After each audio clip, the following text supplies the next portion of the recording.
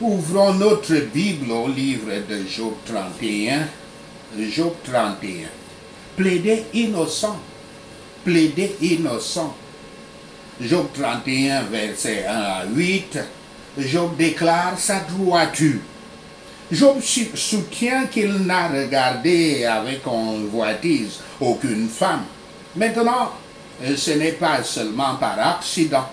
Job a pris une décision intentionnelle, une alliance ou un accord avec ses yeux de ne pas regarder une femme de cette façon.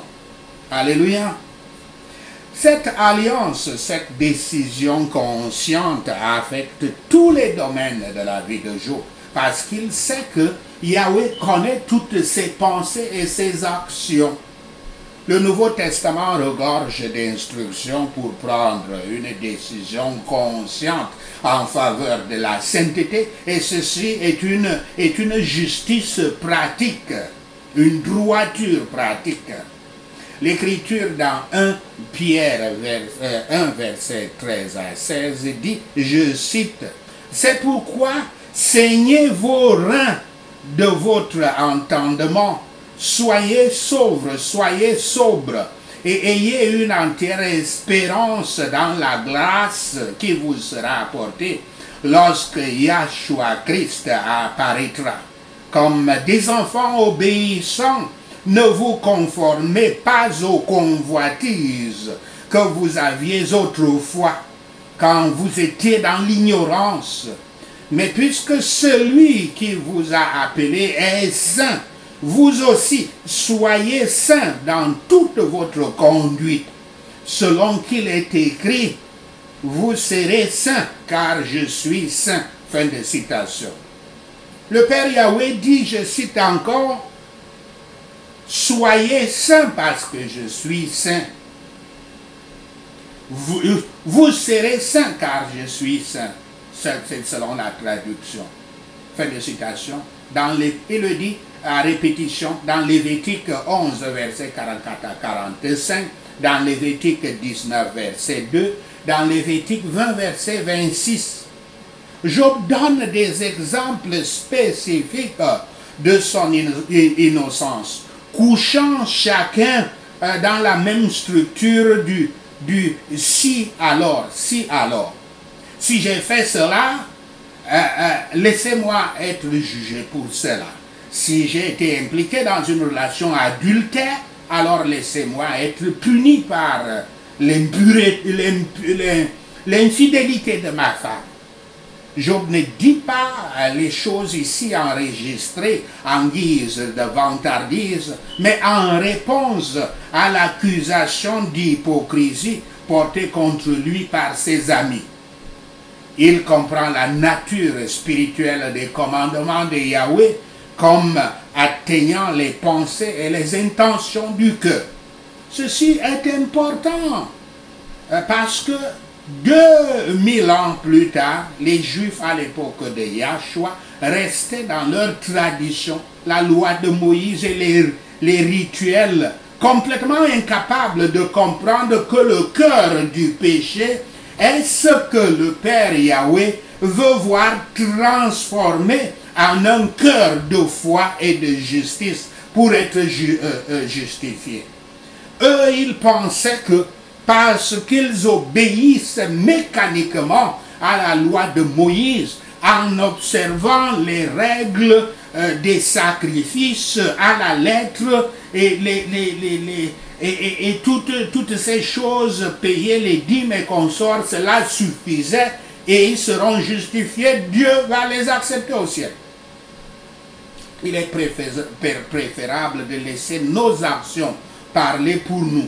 Mais dans certains cas, nous devons à nous-mêmes et à la cause de Yahweh de protester solennellement contre notre innocence, pour notre innocence des crimes dont nous sommes faussement accusés. Les convoitises de la chair et l'amour du monde sont deux rochers funestes sur lesquels se brisent de nombreuses personnes. Contre ceux-ci, Job proteste qu'il prenait toujours soin de se tenir sur ses gardes. Et Yahweh nous prend plus au sérieux que nous-mêmes nous prenons au sérieux. Marchons donc avec circonspection. Job évite soigneusement tous les moyens pécheurs d'obtenir de la richesse. Il en évite les voies pécheresses pour obtenir la richesse. Il redoute tout profit interdit, autant que tout plaisir interdit.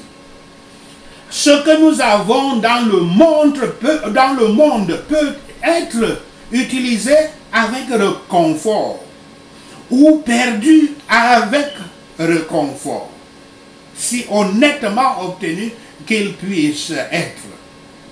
Sans stricte honnêteté et fidélité dans toutes nos transactions, nous ne pouvons avoir aucune bonne preuve de la vraie piété.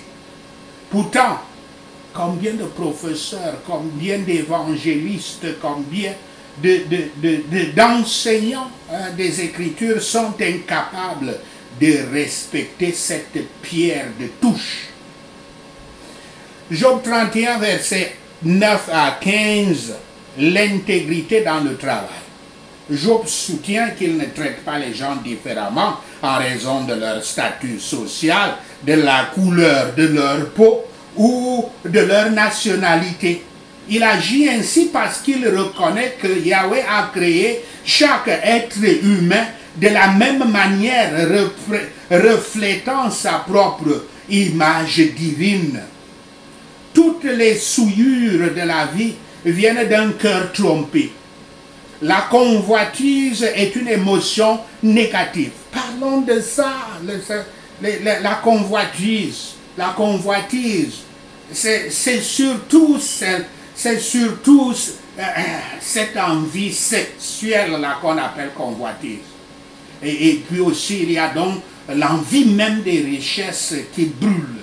La convoitise est une émotion négative, un feu dans l'âme, comme ça s'appelle. On dit que ceux qui s'y adonnent brûlent. La convoitise consume ce qui est bon dans l'âme et gâche la conscience. La convoitise allume le feu de la colère de Yahweh qui, s'il n'est pas éteint par le sang du Christ, consume jusqu'à la destruction éternelle. Elle consume le corps, elle consume la substance. Les convoitises brûlantes apportent des jugements brûlants. Job a eu un ménage, une famille nombreuse, on peut dire un foyer nombreux, et il a bien géré. Il considère qu'il a un maître au paradis. Et comme nous sommes perdus, si Yahweh doit être sévère avec nous, nous devons être doux et gentils avec tous ceux avec qui nous avons affaire. Job 31, verset 16 à 23. Job miséricordieux. Job dit qu'il n'a jamais abandonné quelqu'un qui était dans le besoin, mais qu'il est venu en aide à de telles personnes et leur a donné ce dont ils avaient besoin pour vivre, que ce soit la nourriture, les vêtements, ou même de l'aide contre leurs ennemis. Job a agi comme il l'a fait à cause de sa crainte de Yahweh, de son amour par révérence et de son respect pour Yahweh. La conscience de Job témoigne de son comportement juste et charitable envers les pauvres. Il est le plus généreux dans ce domaine parce que à ce sujet, il a été particulièrement accusé. Il était tendre pour tous et blessant pour personne. Notez les principes par lesquels Job a été retenu d'être peu charitable et impitoyable. Les intérêts mondains peuvent accuser un homme de crimes réels Mais la grâce de Dieu seule peut lui faire haïr, redouter et fuir les pensées et les désirs coupables. Voyez donc ces deux choses. La loi des hommes peut exercer une contrainte parce qu'on a peur de la prison. Mais la grâce de Dieu travaille à l'intérieur pour faire pour amener l'homme à haïr, redouter et fuir les pensées et les désirs coupables. Job 31, verset 24 à 32. Job non coupable de convoitise ou d'idolâtrie. Verset 24 à 28. Job n'adore pas sa richesse et ne lui accorde pas sa confiance. Il n'accorde pas sa confiance, il ne met pas sa confiance dans la richesse. Et il ne se tourne pas non plus vers les horoscopes et d'autres séductions astrologiques et magiques parce qu'il reconnaît que ces deux actions constituent l'idolâtrie et l'infidélité envers Yahweh. Remarquez que lorsque vous considérez l'argent comme votre sécurité et votre protection, vous êtes idolâtre, un adorateur du Dieu Mammon, le Dieu de la richesse. Verset 27. Le culte des cieux, c'est-à-dire le culte du soleil, de la lune et des consolations, horoscope et tout ce que, astrologie et toutes choses, et tous les noms qu'ils appellent cela, était très populaire dans le monde antique, comme il l'est encore aujourd'hui dans les cultes sataniques. Et bien sûr, il était et est une pratique païenne. Ce culte incluait embrasser sa mère et lancer un baiser au soleil ou à la lune. Verset 29 à 32. Job prétend qu'il n'avait pas jubilé sur les ennuis de ses ennemis et on ne les avait pas maudits. Et il a offert l'hospitalité plutôt au personnel de ménage et aux étrangers. Se réjouir des ennuis de votre ennemi est un péché. Et c'est l'un des péchés où on tombe très facilement puisque nous sommes éduqués à haïr nos ennemis. Les jeux depuis l'enfance, c'est les jeux de lutter contre les ennemis et les tuer. Les films qu'on regarde de Hollywood et consorts, c'est toujours au sujet de haïr, de se venger et d'aimer le héros qui sait se venger et consorts. Le monde est en train de nous former dans ce péché-là. Et ce n'est pas facile de sortir de là. De comprendre qu'au lieu de haïr l'ennemi, il faut le bénir. Les protestations de Job, il y en a au moins 4. Premièrement, c'est qu'il n'a jamais mis son cœur sur la richesse de ce monde. Combien peu de professeurs, d'évangélistes, d'enseignants de la parole, comment ces professeurs prospères peuvent faire, combien peu sont-ils qui peuvent faire appel à Yahweh, qui ne se sont pas réjouis parce que leurs gains étaient géniaux, parce qu'ils étaient des génies pour obtenir des gains. Même dans les contributions dans l'église, ils vont se glorifier que c'est eux qui ont fait cela. Par la détermination d'être riches, beaucoup ruinent leurs âmes ou se transforment en beaucoup de peines, en un lot de peines ambulant. Deuxièmement, il n'a pas été coupable d'idolâtrie. La source de l'idolâtrie est dans le cœur. Et elle corrompt les hommes et provoque Yahweh à envoyer des jugements sur les hommes et sur les nations. Troisièmement, il n'a ni désiré, ni été ravi de la souffrance, de la peine, de la blessure de l'ennemi, fut-il caché. Si les autres nous portent la malice, cela ne nous justifiera pas de leur porter de la méchanceté. Ceux qui soutiennent les guerres et les jeux violents commettent ce péché tout le temps, comme j'ai commencé à l'expliquer. Quatrièmement, ils n'avaient jamais été méchants envers les étrangers. L'hospitalité est un devoir chrétien, comme nous le voyons dans 1 Pierre 4, verset 9. Job 31, verset 33 à 40. Job est non coupable d'hypocrisie et de violence. Verset 33 à 34, Job a vécu sa vie à la vue de tous. Il n'est pas un hypocrite essayant de cacher son péché. Verset 35 à 37, Job souligne la gravité de ses affirmations en y mettant son nom, peut-être en signant littéralement un document ou peut-être symboliquement. Et Job, en tant que juge de la ville lui-même, souhaite que son accusateur, Yahweh, mette aussi ses accusations par écrit, afin que Job puisse refuter les accusations une par une. Job se dégage de l'accusation de l'hypocrisie. Nous sommes réticents à confesser nos fautes, nos péchés, et nous sommes souvent disposés à les excuser et à jeter le blâme sur d'autres personnes. Mais celui qui couvre ainsi ses péchés ne prospérera pas, dit le proverbe 28, verset 13. Il parle de son courage dans le bien, comme preuve de sa sincérité.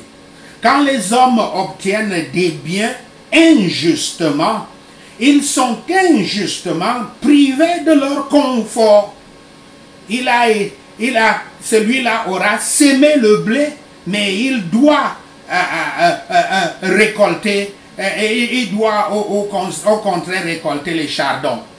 Ce que les hommes ne gagnent pas honnêtement ne leur servira jamais à rien.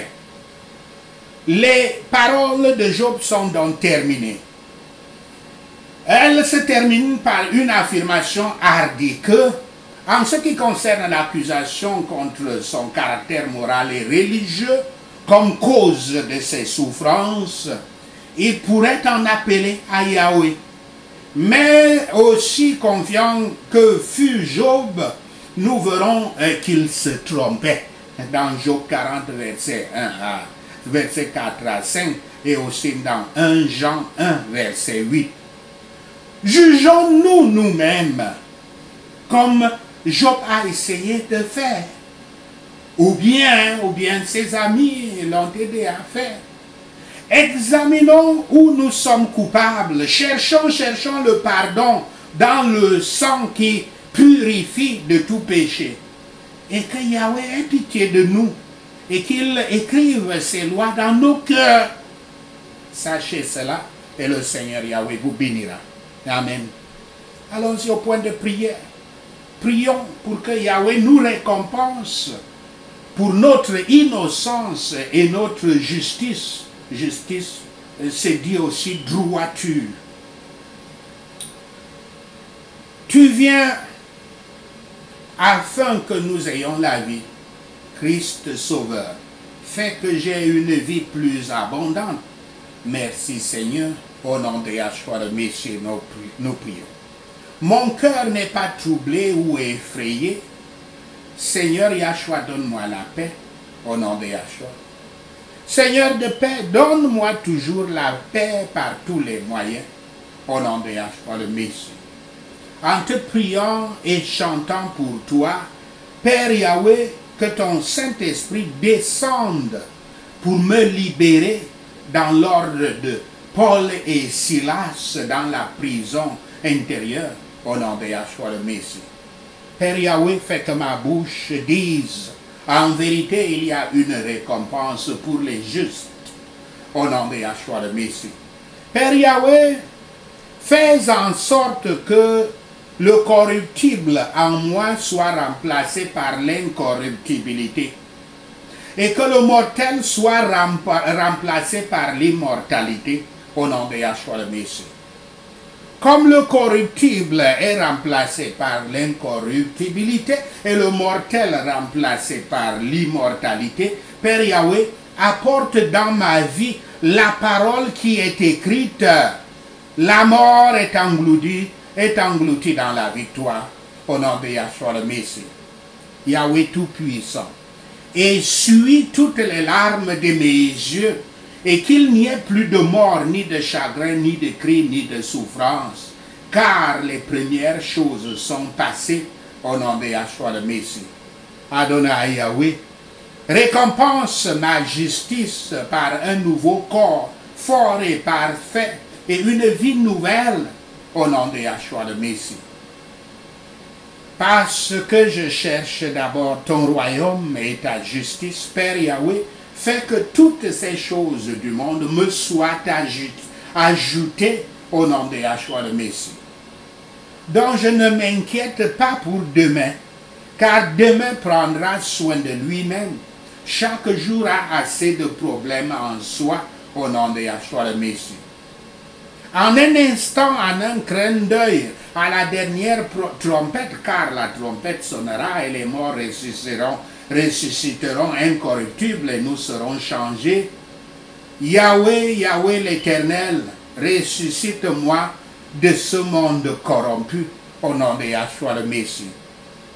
Car le Seigneur lui-même descendra du ciel avec un cri, avec la voix de l'archange et avec la trompette de Dieu, et les morts en Christ ressusciteront premièrement. Père Yahweh, fais que je sois l'élu en ce jour glorieux au nom de Yahshua le Messie. Si je suis vivant et si je demeure, éternel Yahweh, fais que je sois enlevé, je sois élevé avec eux sur les nuées, à la rencontre du Seigneur dans les airs, et nous serons toujours avec le Seigneur. Merci Seigneur. Au nom de Yahshua le Messie, nous prions. Merci Seigneur Yahweh d'avoir entendu nos prières. Merci Père pour tes réponses à nos prières. Seigneur, nous te rendons gloire, nous te louons, nous t'adorons. Nous bénissons ton Saint-Nom. Au nom de Yahshua le Messie, nous prions. Amen. Alléluia.